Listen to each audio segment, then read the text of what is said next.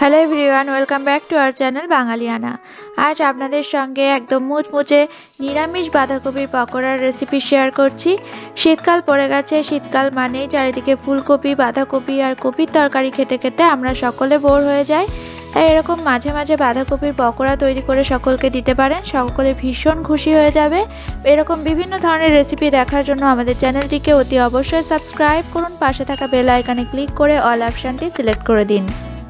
আমাদের রেসিপিটি পুরোপুরি ফলো করলে আপনিও তৈরি করে ফেলতে পারবেন এরকম ভীষণ মুচমুচে খাস্তা বাঁধাকপির পকোড়া। চলুন তাহলে আমি পকোড়াটা কিভাবে তৈরি করেছি সেটা আপনাদেরকে দেখিয়ে দিচ্ছি।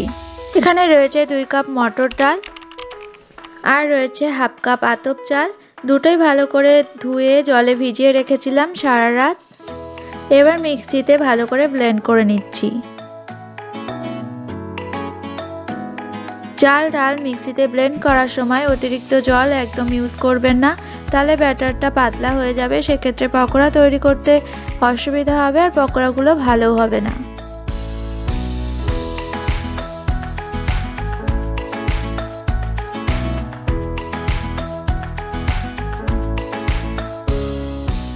অল্প পরিমাণে জল দিয়ে আমি চাল আর ডালের পেস্টটা রেডি করে নিয়েছি। দেখুন ব্যাটারটা রেডি হয়ে গেছে।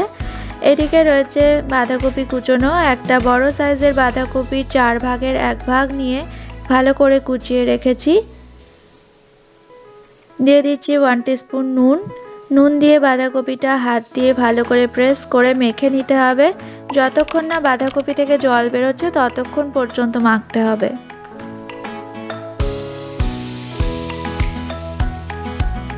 দু মিনিট মাখার পর দেখুন বাঁধাকপি থেকে জল বেরিয়ে এসছে। এই জলটা আমরা ফেলে দেব, এটা আমরা ইউজ করব না।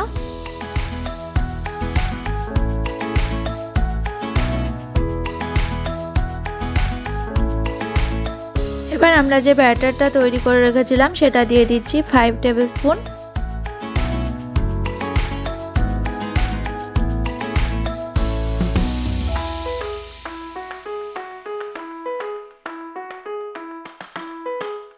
দিয়ে দিচ্ছি স্বাদ মতো নুন,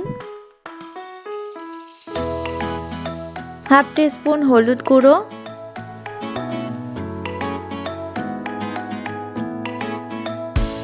হাফ টিস্পুন কালো জিরে,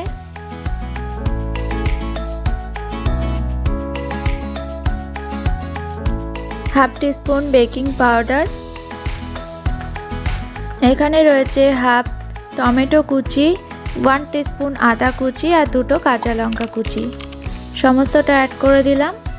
আর সবশেষে দিয়ে দিচ্ছি 1 মুঠো ধনেপাতা কুচোনো। আমি একদম নিরামিষ বাঁধাকপির পকোড়া তৈরি করছি। সব কিছু খুব ভালো করে মিশিয়ে নিচ্ছি। চাল ডালের পেস্ট ইউজ না করে বেসন দিয়েও তৈরি করতে পারেন, কিন্তু সেক্ষেত্রে পকোড়াটা অতটা মুচমুচে হবে না, অতটা খাস্তা হবে না। তাই এইভাবে তৈরি করলে অনেক বেশি ভালো লাগবে খেতে। সমস্ত কিছু ভালো করে মিশিয়ে নিয়ে আমি গরম তেলে ছেড়ে দিচ্ছি পকোড়াগুলো। তারপর ফ্রাই করে নিলেই খাওয়ার জন্য একদম রেডি হয়ে যাবে একদম খাস্তা মুচমুচে বাঁধাকপির পকোড়া। বাঁধাকপির পকোড়াগুলো আমি ফ্রাই করছি একদম রিফাইন্ড অয়েলে। দেখুন একটা পিঠ হয়ে গেছে, তাই উল্টে দিলাম। বেশ লালচে করে ভেজে নিতে হবে। গরম ভাতের সঙ্গে কিংবা সন্ধেবেলা চায়ের সাথে সার্ভ করতে পারেন এরকম মুচমুচে বাঁধাকপির পকোড়া, বেশ ভালো লাগবে।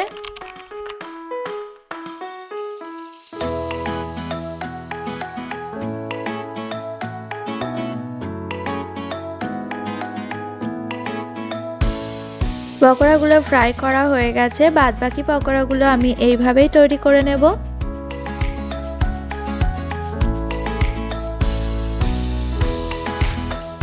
এবার আপনাদেরকে দেখিয়ে দেওয়ার পালা আমাদের বাঁধাকপির পকোড়া কতটা মুচমুচে হয়েছে, কতটা ভালো হয়েছে। নিশ্চয়ই দেখেই আপনারা বুঝতে পারছেন আমাদের পকোড়াগুলো কতটা টেস্টি হয়েছে আর কতটা সুন্দর হয়েছে। ঝটপট বাড়িতে তৈরি করে ফেলুন আর আমাকে কমেন্ট করে জানাতে একদমই ভুলবেন না। আমাদের এরকম বিভিন্ন ধরনের রেসিপি দেখার জন্য চ্যানেলটিকে অতি অবশ্যই সাবস্ক্রাইব করুন। ভালো থাকুন, সুস্থ থাকুন আর সবসময় আমাদের সাথে থাকুন। Thank you.